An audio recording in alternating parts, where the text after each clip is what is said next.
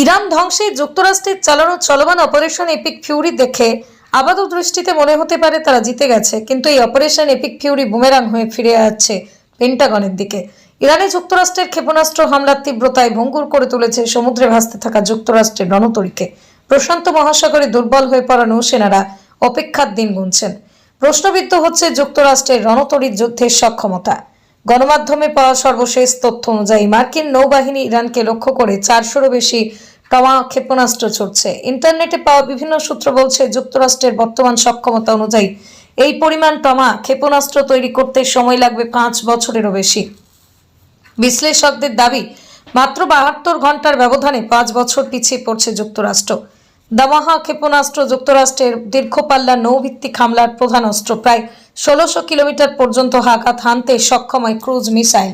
সাধারণত destroyer, cruiser কিংবা submarine থেকে ছোড়া হয়, কিন্তু একটি টমা তৈরি করতে উচ্চমানের গাইডেন্স সিস্টেম, টোফ্যান ইঞ্জিন, জটিল ইলেকট্রনিক উপাদান লাগে, যা দ্রুত উল্লেখযোগ্য উৎপাদনযোগ্য নয়। প্রতিরক্ষা শিল্পের সাম্প্রতিক বিশ্লেষণে দেখা গেছে, যুক্তরাষ্ট্রের বার্ষিক সংঘাতে, বড় আকারের সংঘাতে ব্যাপক ব্যবহারের পর পুনরায় স্টক পূরণ করা সময় সাপেক্ষ হয়ে দাঁড়ায়। এর অর্থ হলো, প্রতিটি নিক্ষেপিত ক্ষেপণাস্ত্র শুধু লক্ষ্যবস্তুতে আঘাতই করছে না, বরং যুক্তরাষ্ট্রের ভবিষ্যৎ প্রতিরক্ষা প্রস্তুতিও কমিয়ে দিচ্ছে। যুক্তরাষ্ট্রের জাহাজে শুধু টমাহক নয়, air defence system, standard missile, close in open system, weapon system সহ বহুস্তরীয় প্রতিরক্ষা ব্যবস্থা থাকে। তবুও গোলা বারুদের দ্রুত ক্ষয় কৌশলগত চাপ সৃষ্টি করতে পারে। সব মিলিয়ে প্রশ্নটা সামরিকের চেয়ে বেশি কৌশলগত।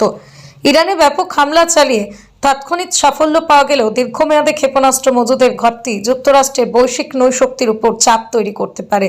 যুদ্ধক্ষেত্রে প্রতিটা সিদ্ধান্তের একটা মূল্য থাকে। এখন দেখার বিষয়, অপারেশন এপিক ফিউরি কি সত্যিই জয় এনে দেবে, নাকি তা ইতিহাসে লেখা থাকবে।